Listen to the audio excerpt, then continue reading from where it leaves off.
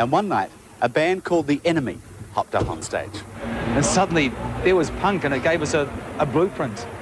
You know, we can do this. Chris Knox did it with 4-track recorders in little rooms in Dunedin's North End. They all did it that way. Singles released for $50, creating musical history on the dole.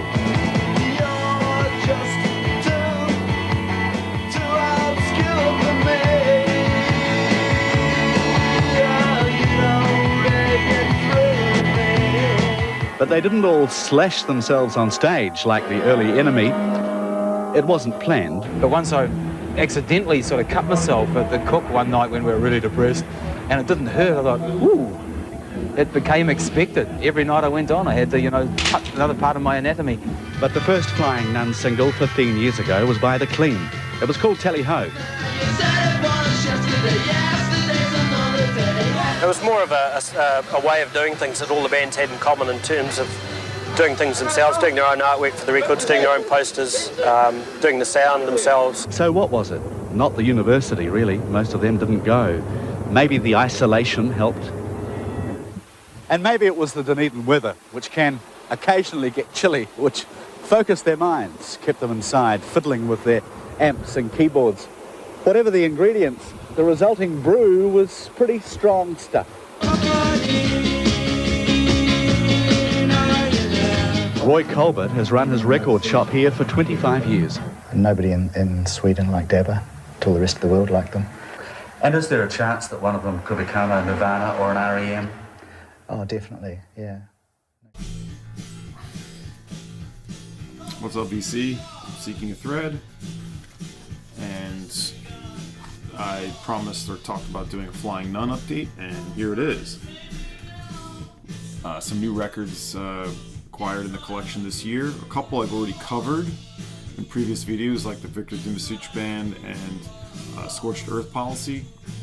You can see those there, linked below, if you feel like checking that out. Thank you, Ben Romley, by the way, for those records. But these are some other records acquired this year that I have not talked about yet. And they're new additions to the Flying Nun label, or catalog, or collection, I should say, and I do collect that label. But first, I do want to talk about the passing of Martin Phillips, of this excellent band, The Chills. This is my first introduction to The Chills. This compiles their singles called Kaleidoscope World. This is the UK original pressing of that.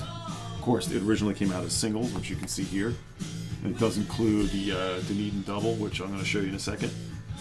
But Kaleidoscope World, this is one of the earliest records I ever bought. I remember digitizing it back when I used to digitize records. I probably got this around the turn of the century. Somewhere in there when eBay was new. The song Pink Frost, which is of course from the Pink Frost single. I think their second 7-inch single, their third release. It's A2. That song's an all-time favorite song, and it's a very unique song, really. It's probably the best thing that Chills ever did to me. It really feels more like a Cure song, because the Chills are definitely more of a pop edge to the sound, to that jangly Flying Nun sound. But Pink Frost is something different. It's got a real dark demeanor, but a real sort of sinister bass line. And it's got a real good hook, the way the song sort of changes. And there's a melancholy to it, but it's just a really cool track. I'll even insert it right here.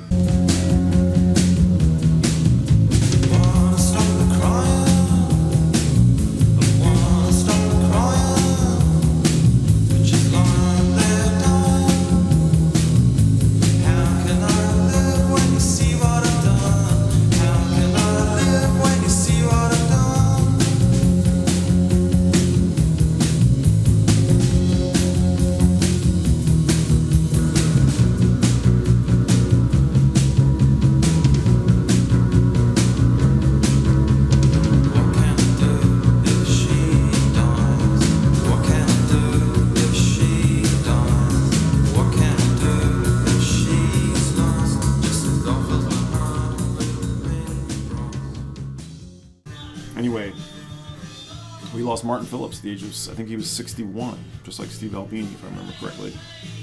And the band has been quite active. Now, I am by no means a completist with this band. I only have a few records, which I'll show you. But there's a lot of Chills records. I have the first album, well, I'll show you, but this is that compilation, like I said. It's on used labels. Like I said, the UK pressing. Oh, right, no, yeah, it was a Creation. Creation had a license with Flying Nun. So that's what we have there. I probably got this for like $10 to $15 back in that time on eBay. The Dunedin Double is sort of a primer and a record that must be in your collection if you collect New Zealand music. By the way, we're not playing the Chills. I mean, it's a different record, which I will show you. But this is a legendary Flying Nun piece. I think it's, what, the second or third?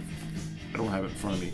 One of the earliest Flying Nun releases. This is a double EP, each side dedicated to a different band, and the sleeve is really essentially what functions as the insert for each band. So you have the Chills, you have Sneaky Feelings, you have this is the Stones, yes, just the Stones, and they reference Exile on Main Street in this, and then of course the Verlaines, which doesn't really, it says it down here, but this is the back cover, and that's the Verlaines. I have the second pressing. I actually bought this from Academy Records, and I thought I was buying the first pressing with the custom labels, but I have the late 80s reissue on these Flying Nun labels, which is, at that time, the common label, what all the new releases were coming out on, and even the reissues, the yellow and pink. So it is, like I said, a double EP. Each side is one of those bands. The Chills being like the lead band, and with the Chills you get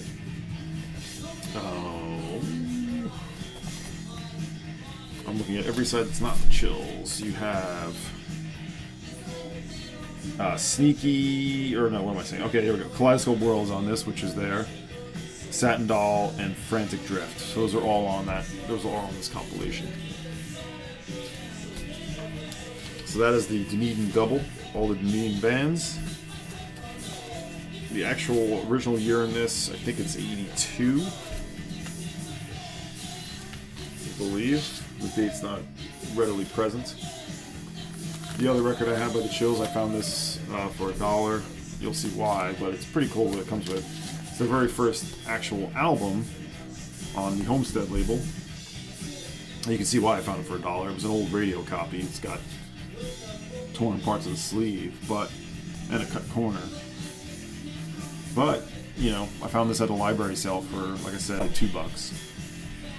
But I had to take it, especially because it's a radio copy and it comes with. Now this is their first album. It's not. I like the other stuff better. It's called Brave Worlds, by the way. This is definitely more like going for the college jangle pop thing. Not that the other records were post-punk or anything. They had elements of that, but this is definitely going for more of an REM sound. But yeah, so we get the original press sheet with the Homestead. And, yep, press, whatnot. And the lyric insert. There's Martin Phillips, I believe he's there, in the middle. And a poster. I don't know if this originally came with the record, or it was like a promotional poster that was handed out for radio, but giant-ass Chills poster. So, a nice one, and it's on the classic. So this is not a Flying Nun release, but it is, of course, licensed by Flying Nun. It says it right in the bottom. 2 Homestead records. So Martin Phillips, I just want to pay a little tribute to Martin Phillips. Like I said, I am not by any means like a giant Chills fan. I do love some of the songs in that song Pink Frost. But I just felt, I'm doing a Flying Nun tribute, I should certainly make mention. So rest in peace, rest in power, Martin Phillips. Alright, we're listening to one of 2 releases and one of the certainly rare records on Flying Nun. This is called This Sporting Life. That's what we're listening to. I think it might even be the first actual LP for Flying Nun Records on 33 RPM. Most of the releases, especially Flying Nun at that time in the early 80s, were 12-inch 45 RPM EPs. This one is not. Great cover. It's called Show Me to the Bell Rope. You see the original price sticker. I got a great price on this, but I did have to buy it from New Zealand. This is definitely following in that kind of Gordon's-esque post-punk. Recorded late 81, recorded at the Lab, and they were from Auckland. The Sporting Life. And this was on my list of 2023 megawatts, so this is another megawatt attained right here. The labels are custom, and I don't have it. It's playing right now. No insert on this. I didn't come with one, and I checked around. I did not see an insert. They have one other EP, which I'm looking for, and then there's a compilation. The EP is from 83, so this LP, pretty rare that for Flying Nun for sure that the first release was an EP, or an LP. So really happy to add this one to the collection. That's what we're listening to. Full-length album by The Sporting Life. If not the Chills, the Clean are certainly the biggest band. Then I finally got the third EP, which is a live EP, well after the band was done and before they reignited. This is Live Dead Clean 1986. The original Flying Nun pressing, New Zealand. No insert on this one either. But it includes songs that not fell anywhere else until you get the anthology that Merge did. Two Fat Sisters at the bottom. Caveman is awesome. Attack of the Teddy Bears, I believe that's a Robert Scott track, and Fitting a Hole. I think that turns up on the compilation. But this is recorded a bunch of different places, and they're from live at the Rumba Bar, May 1982. The Gladstone, July 81. The Gladstone was one of the big places for bands to play. And live at the Starngarter, March 82. Some of this recorded by Doug Hood and Chris Knox, two key people for Flying Nun aficionados. You know those names, of course, Chris Knox, but Doug Hood very much involved in production and engineering. This is a David Kilgore cover, and it gives you all the songwriting on here as well. This record is dedicated to the people that took part in our live performances. So like I said, it came out after the fact. The third EP, but right before they would get together to make their first LP, Vehicle. Here are those great, one of the reasons I collect the Flying Nun label for all the different custom labels they have. And always with a different catalog number. They didn't do like, at least with the early releases, like FN09. It always was like the Chills records are Cold 1, Cold 2. Like it's usually a catalog number based on like what the band is. So I dig that. So there we go with the Clean.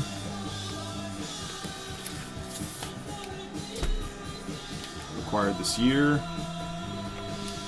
Here's a weird one, a band I was vaguely familiar with, and this one is not like anything else. This really resembles more of like I would say a bit of a beat happening, a bit of a Marine Girls kind of, but way more arty. And just like, it's not a jangly sound at all. I wouldn't even call it post-punk, but it's Marie and the Atom Yellow Read Aloud. One and only release. Blank back here. Recorded in Auckland, 1983. All of the members don't really go into other things, but we have a 5-track EP here. Jill Seville, keyboards, banjo, vocals. Guitar and vocals by Virginia Ware. Viola and vocals, Sarah Westwood. Violin, Allison Wallace. David Daniel, viola again. Bass guitar, John Quigley. Percussion, Lee Connolly. Engineered by Greg Bryce. So yeah, with all that you can see that they're bringing in, different instrumentation that's not typical of Flying Nun. And these custom labels are pretty basic, but I'll show you them. You can see the catalog number is Yell 001. Of course, 45 RPM. Yeah, check this one out. Unfortunately, this one's also not cheap. It seems like it should be, but just sort of off-kilter, arty kind of, art rock. You might find a bit of a soft machining feel to this stuff, but a unique one, worth checking out if you don't know them. There's another band I was trying to think of that really makes me think of it, but it's slipping my mind right now. I was going to consult the Flying Nun, one of the Flying Nun books I have, but neither this nor the Sporting Life are in there, so we move on.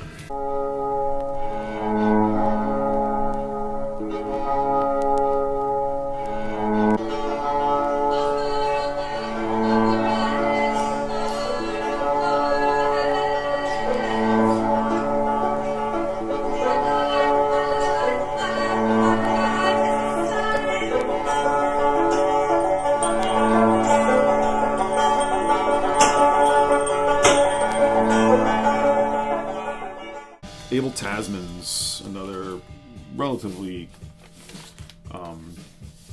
lesser known band on the Flying Nun label, of course. Great back cover. This is The Tired Sun, one of their EPs, and this one did not come with an insert. I don't know if this one had one either. Usually I don't buy them unless they come with inserts. So this one must not have, but I dig that custom Flying Nun design there. The Tired Sun is definitely sort of in the classic Flying Nun mold. Dave Beniston, Craig Baxter, Graham Humphreys, he's the main foil here, Pete Keane. Recorded at Progressive Studios, Easter '85, so this is a little later. Abel Tasmans, I'm going to show you those custom labels. Just like a cat dude there. I have a compilation, A Cup of Tea and a Lie Down, that I have to reconsult, but that includes all of their EPs. I'm going to look up real quick Abel Tasmans. I forget what other releases they have. Auckland-based indie rock group founded in '84, disbanded in '96, so they did record for a bunch of years. The Tired Sun was indeed their first release. It's listed as an LP, but it really is. It's 6 songs, so kind of a mini album, I guess, more than anything. A Cup of Tea and a Lie Down is an album as well, but I have it as a compilation. They also had a 7-inch single. Actually, and I'm wrong. The Cup of Tea and a Lie Down is their '87 album, and I have it as like an expanded edition. But it originally came out in New Zealand in 1987, so I have that Captured Tracks reissue that includes, I'm assuming, yeah, it does include a bunch of stuff on it. We're going to hear a little bit of it now as we finish up this video, The Tired Sun. And again, we were playing the Sporting Light custom labels for that one. Really cool designs. So this is Abel Tasmans that we have on now. This one's a little more on the alternative rock side, you might say. But the last record to show you is, I'm probably going to do a whole video about this, but one of the small batch of records I've recently replaced my reissues with originals. And this is the first Flying Nun New Zealand pressing of, the second album by Tall Dwarfs, Weevil. 1990. And these guys, if you don't know, are home recording legends. Everything they did was pretty much by themselves. Chris Knox and Alec Bathgate. This is the original booklet that it comes with. You can see it's both of their art. You get a ton of information, all the different, where all the songs, who wrote each song, who sings on each song. Sign the Dotted Line is a favorite on this record, as well as Mr. Broccoli. But it's all great. It's like this sort of oddball pop, you might call it, pop weirdness. And part of what I've talked about before with these records, specifically anything Chris Knox does, is his artwork. Although some of this is Bathgate's, which I think this one is Bathgate. But Tall Dwarfs, like I have a bunch of other Tall Dwarfs records. They're EPs mainly, the ones I looked for in the 80s. But this one's really good. Really good. It just shows them, they just have a real talent for making just strong music, strong songs, great compositions with just a weirdness to the vocals and the lyrics. Just very much left of center. Let's see. Some more great images here, and this is all the lyrics for each song. Here's another great one. That's definitely a Chris Knox piece. And here's a little rip of Lichtenstein, I suppose, Lichtenstein tribute, or Lichtenstein sort of send up. Rorschach test, and yeah, old Hallelujah Boy. So this is Weevil. There is the Captured Tracks reissue, which I had sold in 1990 by the Tall Dwarfs, and that's the most recent pickup I've gotten from them, and the one that I replaced my reissue with. So that is my Flying Nun update. Obviously a label I really love and want to collect as much as possible. I'm really mostly interested in those earliest releases up through the mid, slightly late 80s, the EPs, of course, mostly 7 inches too. But I really want to get those first, however, I don't know what number it would be up to. It's within the first 50 releases, I suppose. I'm getting there. There's still a ways to go, but they're obviously not cheap, and they're not usually found here stateside. But yeah, a little bit at a time. I've got some New Zealand friends now, so that's good. But yeah, I just love the music. I love the artwork. I love the packaging. I love the label designs. Love Flying Nun. So that's it. That's the Flying Nun piece for you. Hopefully more at the end of the year. We'll see. Or definitely another update next year. Stay tuned for more. I got a Fahey Basho update coming up. And more vinyl absorptions. See ya.